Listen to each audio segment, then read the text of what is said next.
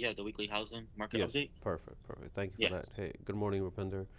All right, guys, let's get Good started. morning, Doctor. Yes, today is March 27, 2024. This meeting is for our LJ Realty team, and we're going to get started with our interest rates. As of last week, according to Freddie Mac, we were hovering around 6.87 for your 30-year fixed mortgage rates versus 6.21 for your 15-year, rates. We had some buyers who are coming in and they do want 15-year mortgages, and it's perfectly fine. If your client has that income to back that up, it's perfectly fine. Um, Janet, just unmute yourself. Yeah. Just mute yourself. Okay, I got it. Yep. So the interest rate's 6.87 for your 30, 6.21 for your 15. Just know your client might go with 15. It's perfectly fine. They just need to show that they qualify, they make enough income that they can make that mortgage payment. It's going to be larger mortgage payment because they're going with 15 years compared to 30. But there are some buyers who are going with that. Okay. Next, guys, you have your Mortgage News Daily here. Mortgage News Daily interest rates for your FHA, which I want to emphasize, is on 6.40.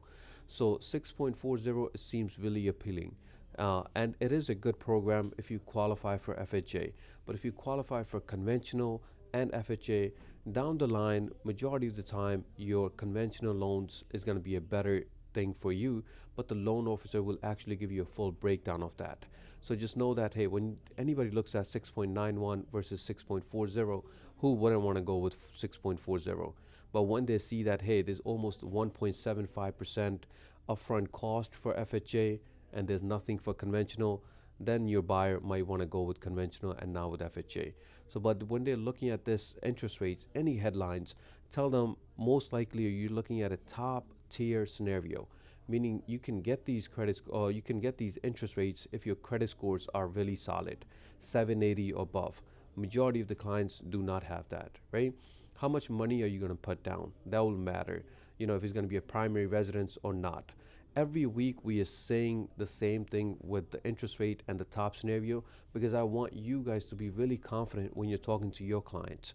Hey, the interest rates are that. You should be able to get it if you have good credit scores, if you have a good amount of down payment, and if it's going to be your primary residence and you're buying a single family. If any of these things changes, maybe you will get a little bit higher interest rate. Okay. So next, I want to take you to a journey with 3 slides for maybe as somebody just getting out of college and then maybe having a steady job and having a family built and then they want to buy a house. So initially, when they're getting out of college, maybe they have a job offer for $60,000, either hourly or on salary, but they're making annual income of around $60,000 because this is their initial stages. They probably have around $30,000, if that, as their down payment. And maybe their credit debt, monthly debt, is around $100 because they don't have much, so they don't have a lot of monthly debt either. Your interest rate is 6.91, your property taxes and your property insurance as follows. So this person just getting out of college, it comes up to you and says, "Hey, Julian, I want to see this property, and show me a property for $500,000." And they're telling you they make this much. You're not a loan officer. You don't know the details, but just knowing the facts from these type of meetings, you're getting your knowledge up. Hey, $60,000, $30,000 down payment. I won't be able to show you $500,000 house. Maybe you qualify for a condo or co-op. I can show you that, or simply put, you want to keep renting and build your income, build more down payment down the line. So maybe a few years passes by. Now the income goes from 60 to 90,000.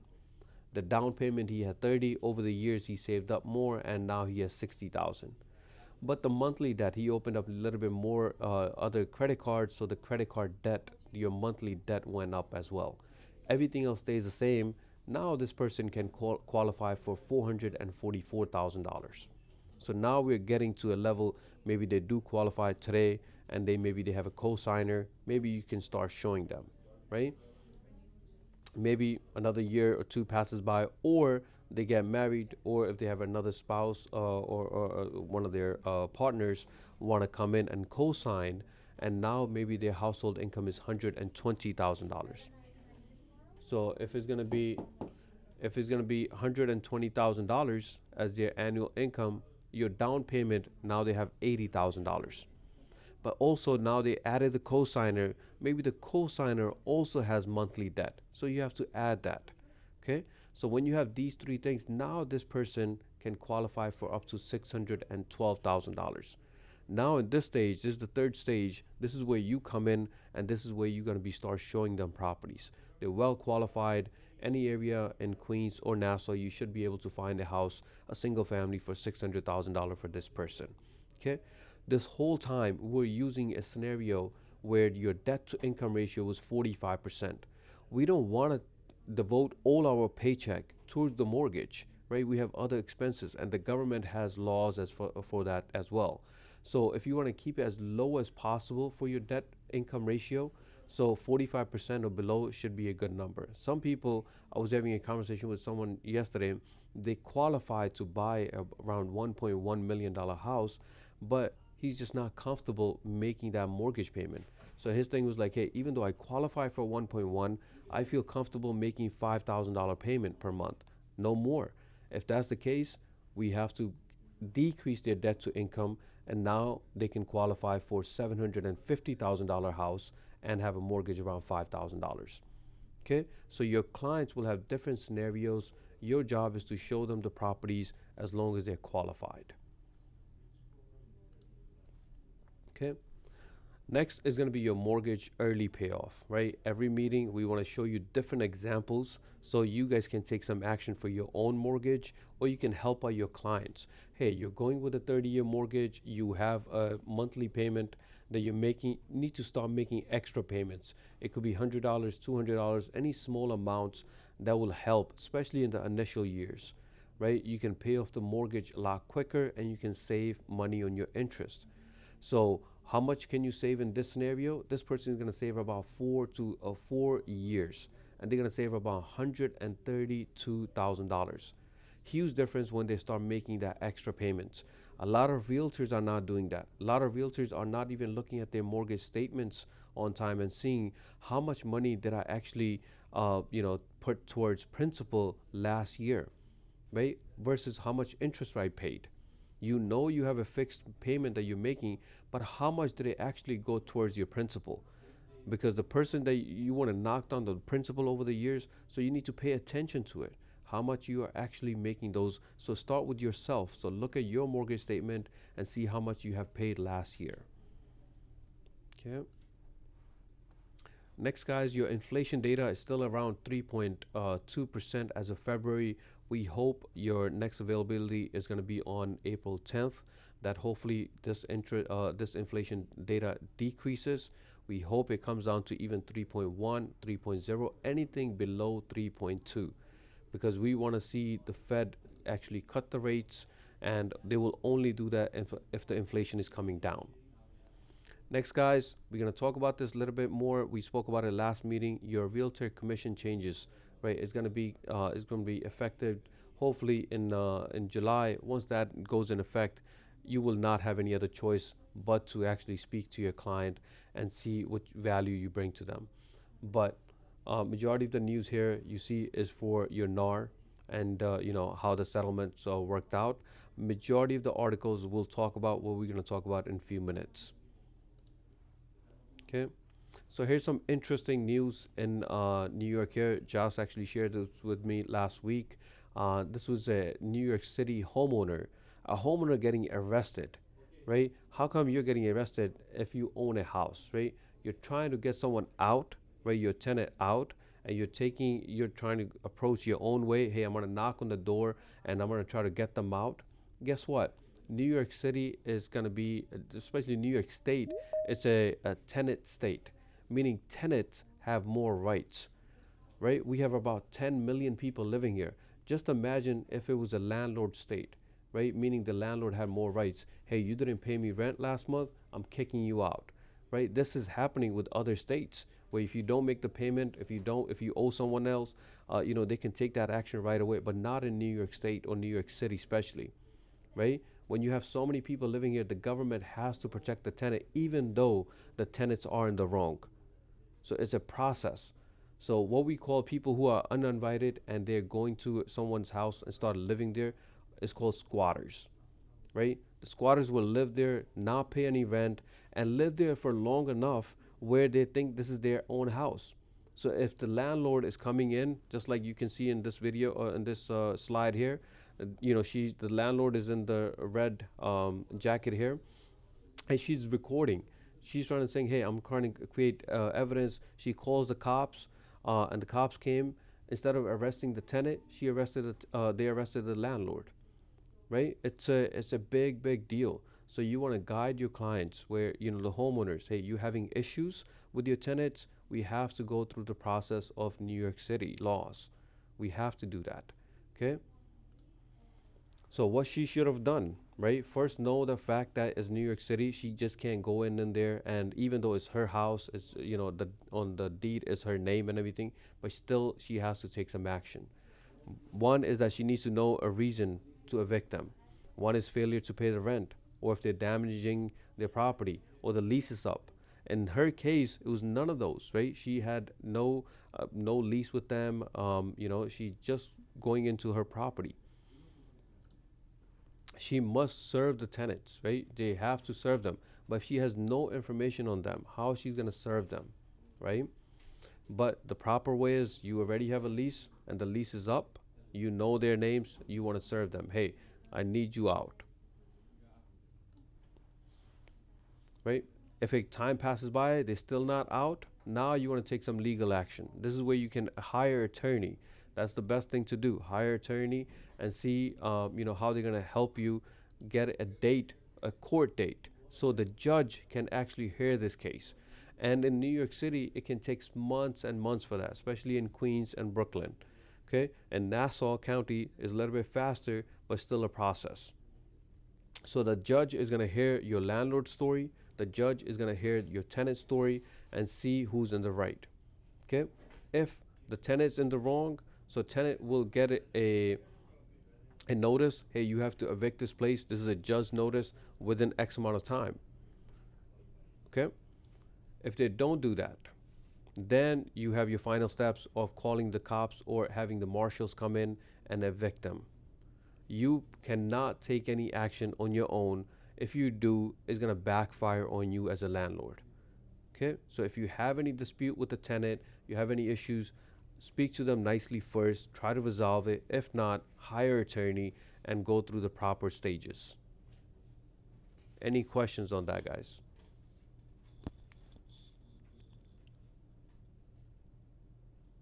Okay, so anybody having any issues with the landlord, tell them to go through the proper steps. Next, guys, this was interesting in the news. This was on Liberty Avenue, where one building, the basement itself, in the basement, there were around 50 people living there. So we always say, hey, the basements are illegal. This guy took it to another level, where there was 50 plus. Some article says 70 people. So this article said 50 people living in the basement. It had bunk beds, and the landlord was saying, hey, I'm just trying to help out these people, right? So they were literally living like animals in there. The conditions were terrible. So, the government came in, shut down the whole operation, and I'm pretty sure that there's going to be some legal action against your landlord. So, pretty big news in Liberty Avenue here. Okay. Again, on Liberty Avenue, if you're driving by around 146th Street, you might see this, a property here. It looks greenish here, right? It looks really messed up. But in a few months or within a year or so, you're going to see a 7-story mixed-use building come up here. Okay? So, again, there's a new permits filed for this property. 14618 Liberty Avenue. Okay. Next is to increase, or we want to help increase your Black American home ownership, right? We're all citizens here in the United States. We want to, help out as many citizens as possible. We cannot discriminate. Rather, we want to help out everybody that's qualified, right? If I'm a realtor, all I care about is if you qualify, let me start showing you the properties, right? So looking at the stats here, black home ownership percentage is around 44% compared to 63 or more with other races. So we want to be that helping hand and help increase this number. Okay. So even on the mortgage side, you see more applications get declined for blacks versus Asians, right? You can see 26% compared to 15% with Asians. Again, we want to do the right thing all the time, treat everyone equally, and be that guidance for them. Okay. So guys, spring is already here, even though the weather is not. But as realtors, we should know that the springtime is the time where we should get more listings, right? This is the time where the seller wants to put up their properties on the market so they can be under contract by the summertime or sell the property by the summertime. So when they have to buy a new one, they buy that new property around summertime. So their kids, when they're starting school in September, they're starting in the new neighborhood. So springtime makes sense for a lot of buyers, a lot of sellers. I just want you guys to be prepared for that, right? Help out many people as possible. So the best time to sell is fast approaching, right? It's coming right now. So what are those times? Usually, according to the data here, is April 14th until April 20th. That week is usually the hottest or the best week to list a property on the market. You will usually get a higher price for that. There's a higher demand for that, and you can sell that property around 17% quicker.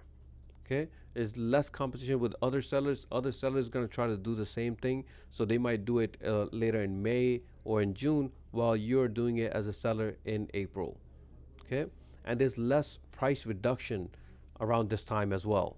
So a lot of pros for next coming weeks. So speak to your clients, and if they're thinking about selling, this might be a good time to put it on the market. Okay. Next, guys, this article was pretty interesting because of the foreclosures, right? Everybody that's buying a house should have enough knowledge what they're really getting into. You don't want your client to buy a house and then they have to go through a foreclosure and hurt their credit. You don't want that, right? Even the government wants better education system for when you want to buy a house, right? So even foreclosures are coming up. There's a new approach from New York City that in schools, even in high schools, that they want to teach kids about financial. Hey, how are you going to handle your credit card, your student loans, or your mortgages? So, as this article mentions, just like how we are teaching our teens, hey, you got to take a driving education course before you start driving, the vehicle. We want to do the same thing when you're doing it, when you're applying for a credit card.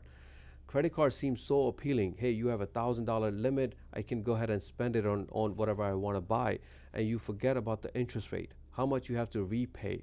Let's just say the $1,000 that you spend, how much are you actually repaying with those minimum payments that you're going to be making, right? $1,000, you might be making minimum payment of maybe $50 or less, and you're not going to pay that back on time, and you're going to end up paying maybe $1,200, $1,500 total in return. Right, so we want our next generation to understand that. So I think it's a good idea that they're going towards this, so they know what they're basically getting into when it comes to credit cards, student loan, or mortgages. Okay. Next, guys, the home prices overall, you can see on national level they're going up around less than a percentage here. But according to Barry Habib, which one of the guys I follow, you guys should do the same. According to him, is the home values continue to be strong with year-over-year appreciation at 6%. We expect prices to be well supported in 2024. Even if we have double inventory, the prices will not drop. How many times we are, having a conversation with our agents where they have to go up $20,000, $30,000 above asking price. Okay, so the prices are not coming down anytime soon. Next, guys, what is the difference between a market value and a market price, right? A market value, when you hear that, it simply means what is the opinion that you think that the property will sell for. It's just an opinion, right? What is the market value for this property? But the market price is what you are willing, you're ready to pay for that property. Basically, the contract price, right? The market value could be the listing price. This is what I think it should be, $1 million. The market price, no, it's 950, right? This is what the buyer is actually willing to pay. Okay. We mentioned about spring. Spring is coming. So people who are first-time home buyers who are thinking about buying in 2024 should be taking the following steps to better prepare themselves. Right? Number one is checking their bill payments and seeing what their schedules look like. Right? How many credit cards do they actually have? What is their payments? When those payments are due? Are they actually just making their minimum payments or not? They need to update their budget. Right? They need to pay off the small debt. We always say if you have 5 credit cards, look at the smallest amount, pay that off, and then go to the next smallest one. Okay. And then you can set up your, you don't, a lot of people have issues with saving money for their down payment and their closing cost because they don't have any system where they're transferring money to save for later use, right? Whatever money they have, they leave it in one account and they're having their expenses come out of that. So there's no savings. You need to set up, let's say maybe $200, $2,000, whatever your budget is, to put set aside for your savings. Hey, this might take me a year, 2 years to save up for my down payment, and it's going to be a process. So they need to set up an automatic transfer to their savings account. Okay, you want to, all these things we're mentioning, you want to mention to your client when you're having a conversation. It could be a first time home buyer, have no idea about savings. These little things will help you navigate that.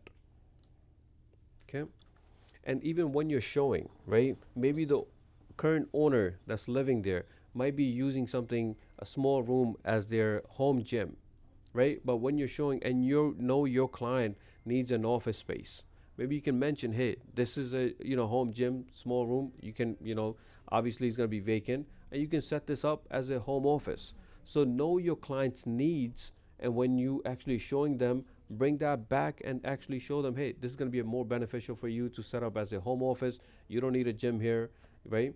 So it could be the other way around. Maybe it's a home office and they need a gym and they can switch that over too. So know your client's needs and then guide them. Okay. So guys, a question for you guys. It could be anybody. If I'm looking for a commercial property, which website are you going to take or you're going to show the properties from? Anyone? If it's a commercial property. Because MLS will have limited. Um, we'll say either Street Easy or Zillow. No, Zillow's not for Zillow. Street Easy. Street Easy is okay. You might be able to find some, but a lot of residential, a lot of rentals for Street Easy. Anyone else? LoopNet. LoopNet, right? LoopNet, this is the website here. So this one is mainly for commercial. So even if they want to looking for to buy a restaurant, right, or if they're looking for a auto body shop, you can find a business for sale, and you can find properties for sale. So every one of you guys should be navigating through this website on regular basis just to see what's inventory is on the market when it comes to commercial listings. Okay.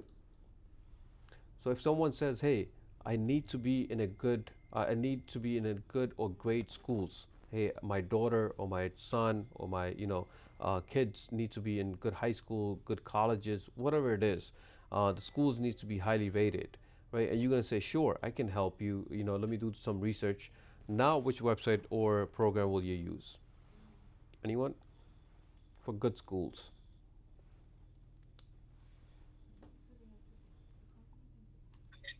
Greatschools.org. Yeah, any good schools. How would you know? Because MLS won't show you good schools, right? MLS will just show you whatever is available there, but it won't show you NYC.gov. NYC.gov. No, no. That will be just a general, but it will not give you, because that's a common question, right? A lot of realtors, especially who's going to be a first time home buyer, they're moving from one area to another.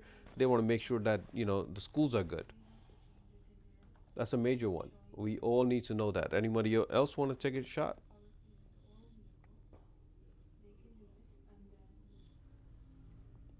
Come on, guys. There's 11 of us here. Hopefully, one of us can answer how we're going to find good schools. Which website will show me good schools? Or not even good schools, but schools ratings. It's a greatschool.org. That's the website. Oh, You go great on. schools are okay. So that's something. Okay. So you're doing it on Google. You're searching. Okay. So because we have a lot of slides, RPR is one of those websites where it has all the details for the schools, for the neighborhood. So when it comes to doing your research, it should be RPR, right? So one is to make sure that you guys know where to go on RPR, are able to log in. If not, contact me. Let's make sure that you are able to log in and do the research because the website is really, really powerful. Let's say you're getting a listing and the listing presentation needs to be 20 pages. You can literally do that. It's very powerful. With Geodata, Atom is very brief, just one page, bang, that's what it is.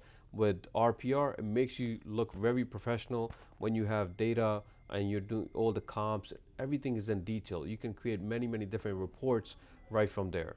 Even YouTube has they have their own channel called RPR, and you can watch those videos there too and get more knowledge. But anybody says, hey, I need to be around good schools, go to RPR. Okay, it's part of your membership. It's not free service. These programs separately are expensive, but you're paying for your MLS. This is part of your MLS fees. So use that, utilize that on a regular basis, please. Okay. And the last question, if you show a property in Elmont or in anywhere in Nassau, usually a question is, hey, is this property in a village or not? You're going to see in LJ Agent Realtor Tools, Verify Village Nassau link. You just click on it, type in the address, and it will tell you if it's in a village or not. Okay. All these tools we have available on ljagent.com as realtor tools. All the links are there. I want you guys to navigate through that. Spend some time on it to know every link is there for a reason. Okay.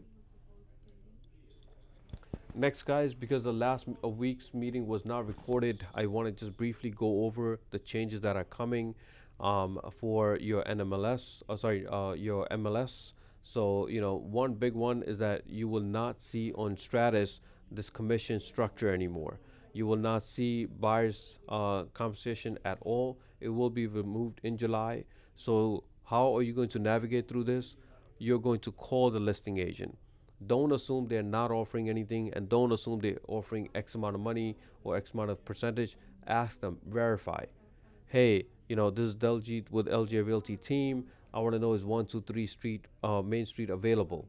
Hey, yes, it's available. Okay, I have a buyer, really strong buyer. He's pre-approved. I would like to show it, but I want to know how much money are you offering? What kind of compensation are you offering to the buyer's agent? The response might be, hey, zero. We're not offering anything. Go get paid from your buyer side. Okay, fine. Or, yes, we are paying you X amount. If they say, yes, we are paying you, with the offer, you're going to send out your co-brokerage agreement. So whatever number that you guys agreed on, you guys negotiated that commission, that should be signed on paper. Okay? That's how you're going to get paid. Either the buyer side or the listing side, but you have to negotiate. Everything the government wants us is to negotiate. Okay?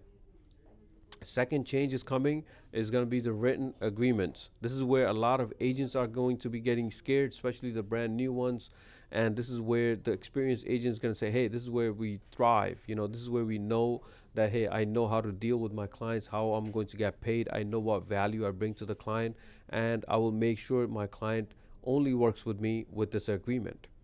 Okay, so these agreements are coming. How are you going to get that agreement? It's already in your transaction desk. Okay, so when you are preparing this agreement, every one of them, every one of these agents will have a different agreement because there will be different things that you guys bring to the table. A brand new agent, if it's a brand new agent, might not be able to ask for that comp versus a higher comp versus an experienced agent, right? Big difference. So you're gonna be, you need to put yourself in your buyer's shoes. Hey, if I was a buyer, would I sign this agreement or would I have a problem with this? Right? It will make it a little bit easier for you to come up with the terms that you want to come up with. But before you actually have them sign anything, you need to have a presentation. You have to bring them to the office and go through the whole 9 yards of buying and selling a property. right? So you need to go who's involved in it, what are the steps, how much does this cost, how I'm going to protect you, all those things has to come in your presentation. And you need to start working on your presentation. If you don't have any, you need to make an appointment with me, and so we can work on your presentation. Every one of you guys should have a unique presentation. Okay. Your commission, how you just know the fact that you're competing with other agents, so you need to be competitive. And agree time. Will somebody work with you if you're telling them to sign for a year? Probably not, right? So just make sure, keep it as short as possible. You probably don't want to do it for 30 days or 60 days. That's too short. But you don't want to do 180 or 365. That might be too much. But I feel like maybe 90 days might be something that they agree on, but it's all optional, right? Whatever you guys think is the right time. So presentation, your commission, and agreed time. Those three things are the biggest factors when it comes to having your buyer sign these agreements, right? And not every buyer is just going to sign right away. They're going to think twice. They might want to, interview a couple of other agents before they sign this agreement, compare your agreement with others, and then go with it. They're going to sign with whoever they feel like they can trust the most. And if your, agreement is font 8, very small, and, they have a hard time reading it, it's going to throw them off. So you want to make sure that you make that they understand everything in the agreement and tell them every reason for it. Okay? And one thing I do want you guys to mention in the agreement is that if they want to cancel, how can they cancel? Or can they cancel or not? Okay? So guys, questions. I know we had this conversation last week with some of you guys here. Any questions, concerns on this, guys? You think it's doable? Will people sign your agreements or not? Anyone?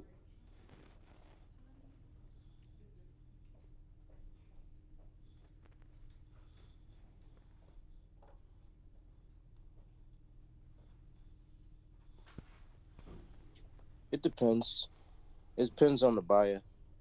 It will Like definitely they depend like on the what they buyer. see with the presentation. Mm-hmm. Might it might sound with you. Right? But They you gotta are the one convince who's them. the one, yeah. And you just don't, if one person says no, doesn't mean the system doesn't work, right? It has to be, you got to just make sure that whatever you're putting on your presentation is true and you can bring value to the client. The client will sign because their goal is to find a property and you are licensed, right? If you are licensed, a realtor, you have experience, you should have no problem getting these signed. What I'm worried about is the brand new agents have not closed any deal. Those are the ones who will have a little bit harder time. But if you prepare yourself and you work with the tools that we're providing you guys, you still should be able to get these agreements signed. But people who have already closed deals, this is where I want you to start practicing even more and make sure that you can get those signed before anyone else. Okay. All right, guys. So the listing agents, if you're a listing agent, you might win in this situation because you can have a conversation with the seller. Hey, Mr. Seller, you only got to pay me. I don't have to worry about doing a split with the buyer's agent because of this new law, right? The sellers may accept low offers because their cost is less. Right now, they don't have to pay the double commission. That's one of the arguments that this change is coming through is because they kind of worry about just one of them. So maybe they'll accept a lower offer. Okay. And if it's a buyer, remember the buyer, one of the things that it will actually be a more benefit to our agents is the loyalty. Many buyers were just running around with 10 different agents, seeing open houses.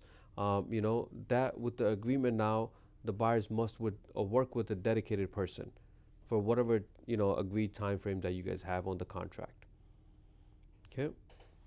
Another negative thing about your buyers is the down payment, closing costs, and now they have to worry about your agent fees. Those are just facts. Okay? So, one way you can tell your client is to make an offer with seller's concession, right? But I just want you to know the concept of this. You want to put in an offer, let's say $500,000, you're asking for 2% concession. That 2% might be going to you, but buyer doesn't have that money to pay you right now. So they're asking the seller, hey, we are putting in an offer for 500,000. we're asking for 2% back at the closing, meaning you're going to give me back $10,000 at the closing table. Some sellers will allow that, some will not. But just know the value, right? The bank appraisal value must be at the contract price at $500,000. Okay? It should not be a big issue, but just know the fact that the bank appraisal does play a role when it comes to seller's concession. Okay? So those are a couple of ways for you to make money. Okay? Next, guys, I want you to guys, we're gonna go over terms to learn. So one of them is called loan to value. We always mention, hey, loan to value. It's a percentage describes a size of the loan compared to your value of the property. So an example, if the property value or if the loan amount is $400,000 and the property value is $500,000, that means that the LTV is 80%, right? So the loan is 80% of the home value, which is $400,000. So that's your loan to value.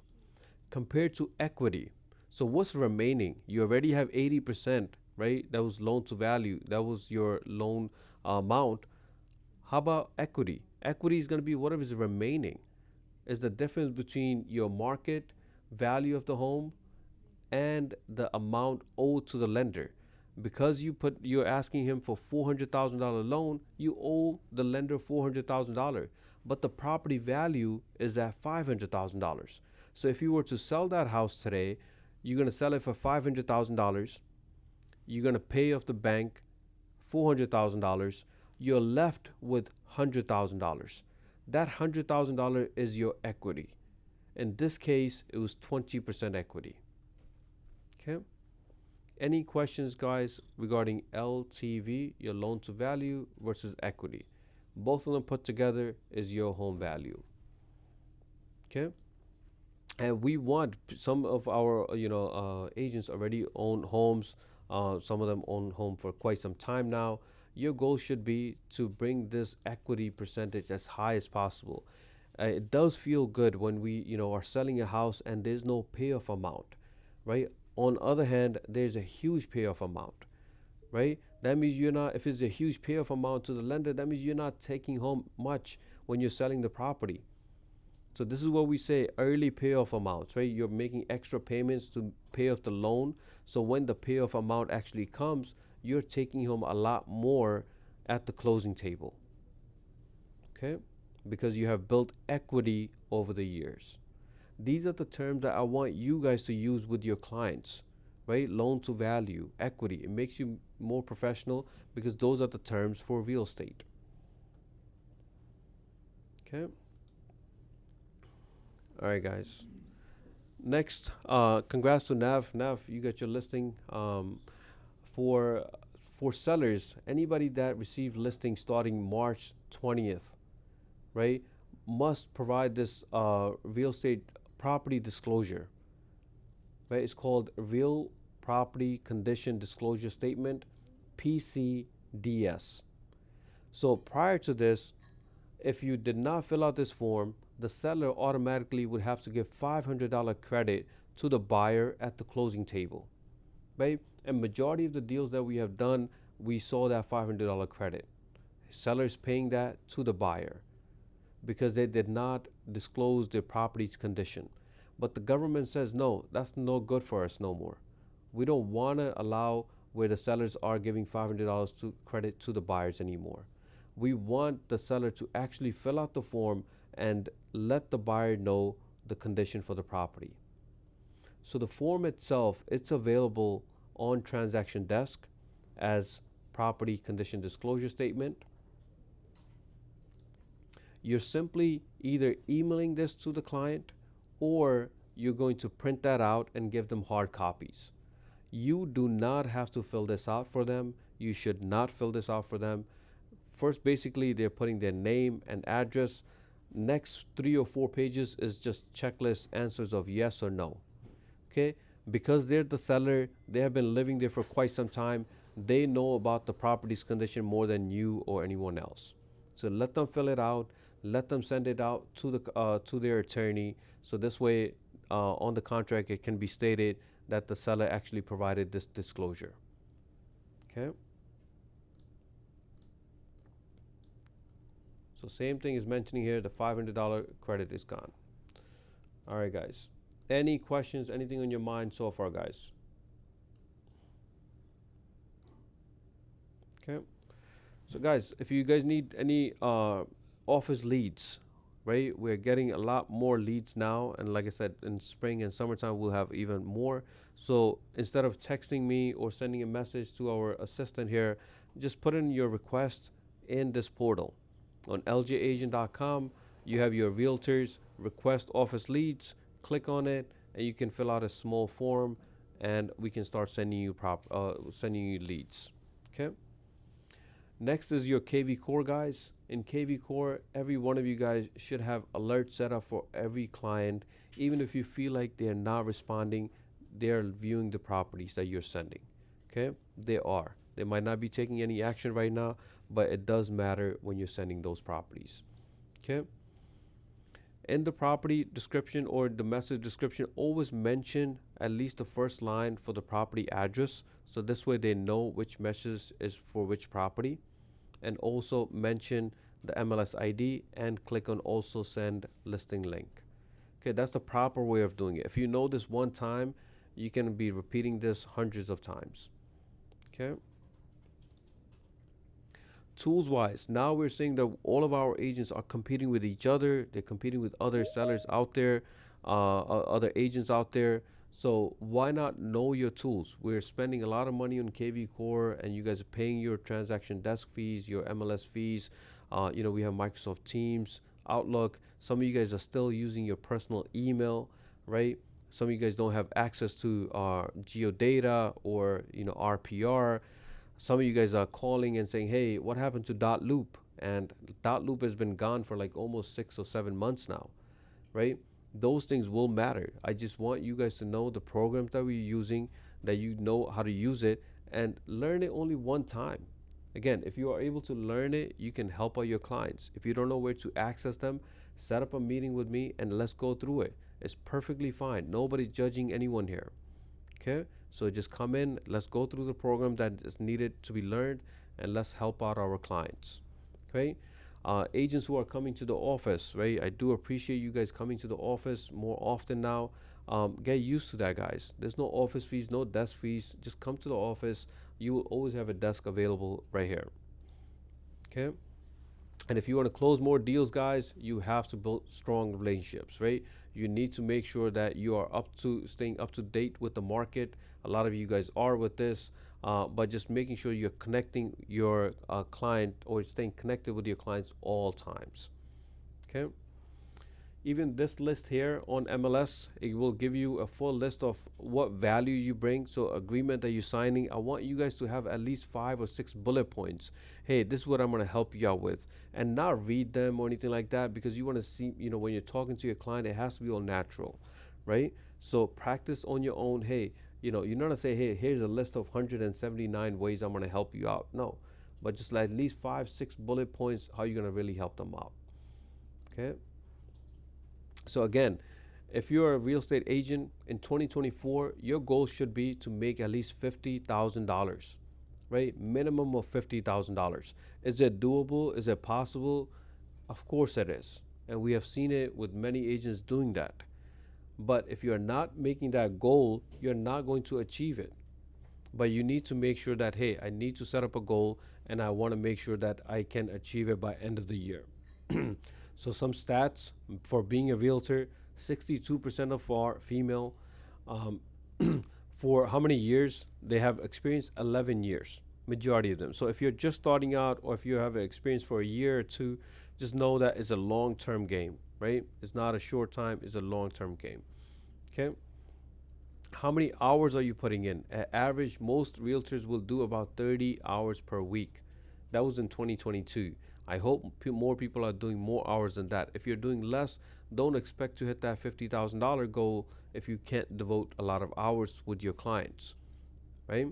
So even people making $100,000, even more. Some people are making a good amount of commission just through rentals, right? Can achieve that goal in 6 months. It all depends on your situation. If you have the tools, you have your clients, you are the one who's going to be connecting both of them, right? Without inventory, without properties, we have nothing to sell. So get your knowledge up with inventory on a regular basis. Hey, I'm going to spend 15 minutes, 20 minutes, on daily basis just to see which inventory is available in South Ocean Park, in Richmond Hill, in Jamaica area, right? And if you're serving in Nassau, just be an expert in that area, right? We know that there's not a lot of inventory coming, but with whatever it is coming, you guys should be expert at it, knowing the facts before anyone else. Okay. All the listings are available on your KV Core under listing tabs, guys. Okay. Pay attention to your dashboard activity. Take some action on this. Hey, you view this property, 2 or 3 times, like this one here, Mr. Hanji saw this property 3 times. I would call them and say, hey, you saw this property 3 times. Could I schedule a showing for you for this weekend? Right? Conversation like that. That's what will get you involved. They might say, no, I actually don't like this property, but show me something else. Okay. Guys, when you are hosting an open house, please let us know so we can assign a loan officer to actually come and help you out there. So this way, both of you guys can bring more value to your clients who are coming into your open houses. Okay. If you need open house signs, please let us know so we can schedule those, actually create those for you as well. If you need a post, we can do the same. So the tools wise, we mentioned transaction desk is one of the top ones. I really want you, all of us, to know this. We're not changing this program. It's part of your membership. Just know the forms. Know if someone is signing, where I'm going to go and get that disclosure back. Right? If I have a co-signer, if there's another person that's going to be added to this person, to this file, and they have to do the e-signing, how I'm going to add that, right? Everything is in transaction desk. If you need to go through the transaction desk, the first video on your training video on ljagent.com, just watch that. It's about 14 minutes long, and it will give you all the details for that. Okay. When it comes to our loan officers, we have about 15 of them now, and we're licensed in 6 states. So if you have any questions regarding any loan options, speak to us so we can help you and your clients. Okay. So guys, even when you're working on our mortgage side, right? If you provide any lead, you should have a login for Arrive. If you don't, for example, Daljit, you have completed a few files with us. Mr. Hassan, anybody that has deals with us on the mortgage side and on the real estate side should have a login in Arrive so you can track all those leads and see what the stage is for them. Okay. So guys, that will do it from my end. I just need a few more minutes for our mortgage meeting. But any questions, concerns, anything on your mind before we get going, guys?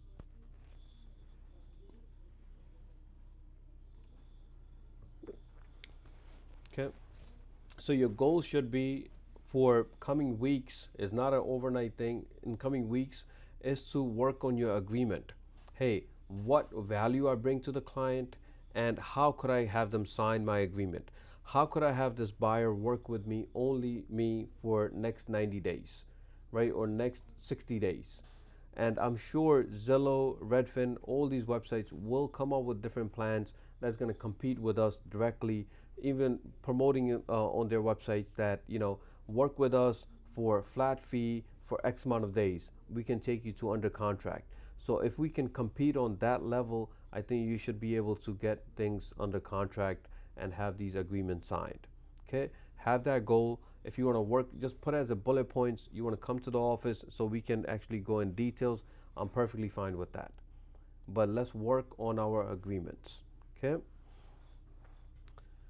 That'll do it from my end, guys. If there's no questions, concerns, I will see you guys next time. Thank you so much for joining, guys. Take care. All right. Thanks, Lucky. You're Have a good welcome. day. You too, buddy. Take care. Thank you. You're welcome.